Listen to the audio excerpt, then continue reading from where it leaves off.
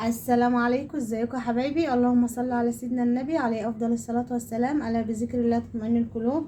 عملنا بقى صينيه الرز المعمر دي، عملناها بطريقه سهله خالص، وعملت جنبها شوربه لسان اهي، وعملت كده البسله اللي احنا طبخناها مع بعض، وده طاجن صغنون كده من الرز المعمر. بصوا طاري ازاي وعامل ازاي، بصوا الطراوه بتاعته.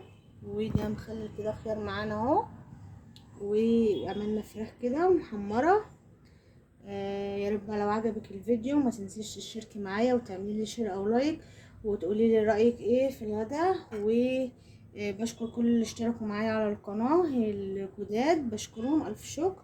ولو مش عايزه تعملي رز المعمر في صواني كده، ممكن تعمليه في طواجن زي دي كده. ده تفضل معايا سمنه ولبن وكده بواقي قشطه. رحت عاملاه في طاجن صغير كده اهو، عشان اعرفك لو انت عايزه تعمليه في طواجن صغيره. بصوا ما شاء الله خطير. يلا بينا نشوف الطريقه مع بعض. يا ريت لو عجبك الفيديو ما تنسيش تشتركي معايا. هنعمل بقى بسله النهارده. دي بسله كده وجزر، ودي بطاطس كده مقطعاها معاها مكعبات، لان انا عندي حد من ولادي مش بياكل البسله ولا الجزر، فقلت اقطع له كده بطاطسايه اهي تتاكل معاها. والقطه اهي بقى كده ضربتها في الخلاط، وهقلي بقى. انا قلت اقطع البصل كده قطع وهقلي على طول. وطبعا كلنا عارفين هنعمل ايه، البسله يعني بتتعمل ازاي. وهنشوف هنعمل بقى جنبها ايه،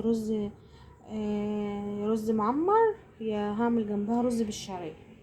هنزل بقى بالطماطم، بسم الله الرحمن الرحيم، بسم الله.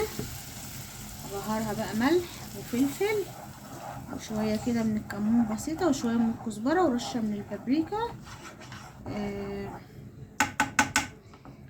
وما تغلي بقى هنزل بالبسل. كده انا عملت شويه شوربه لسان كده في السريع كده اهي. اي ما تغلي بقى معايا وهطفي عليها، لان انا اللسان عندي ياخد غلوه واحده او غلوتين بكتير، وبطفي عليه واغطي عليه. هو البخار بيسويه عشان ما يتهرش منك ويفضل الحبه بحبتها. هنا بقى الطماطم غليت، انا بهرتها بقى ملح وفلفل والبهار اللي انا قلت لكم عليه. هنزل بقى بالبسله. انا عامله الكميه دي عشان تكفيني يومين، ما اقعدش اطبخ يومين. دي شويه كده من الماجي، حابه تضيفيها براحتك، اللي هي او المرقه الفوريه، حابه تضيفيها براحتك، مش حابه خلاص. حطي بقى عليها كده واسيبها تستوي. هنعمل بقى صينيه رز اهي. انا نقيت الرز وغسلته كويس قوي وصفيته وحطيته في الصينيه. انت بقى عندك طاجن حطي صينيه زي كده، لان انا هعمل الاكل ده على يومين ان شاء الله باذنك انت يا رب.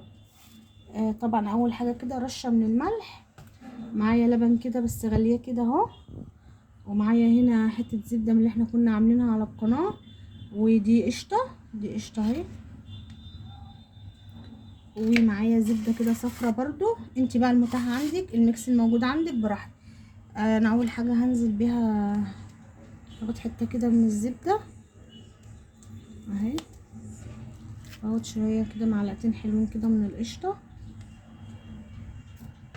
وهاخد حته كده من الزبده الصفرة برضو. هعمل ميكس ما بين ده وما بين ده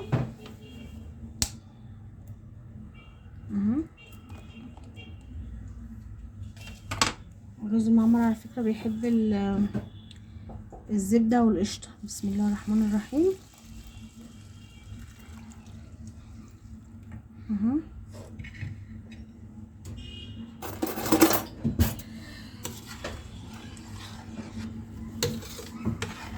انا مولعه الفرن، هزوده بقى نص كوبايه كده من الميه عشان الرز يستوي. هزود بقى ميه كده، شويه كده ميه اهو. هتسيبي كده ايه عقله كده من صباعك اهو، عشان الرز طبعا هيغلي وبيزيد وبيستوي اهو. عقله صباع كده اهي. الفرن بقى والع، هدخلها الفرن وهحط لها كده معلقه كده من الزيت، معلقه واحده اهي، عشان تديله لمعه كده. ادخلها بقى الفرن، ولما تخرج هوريها لكم.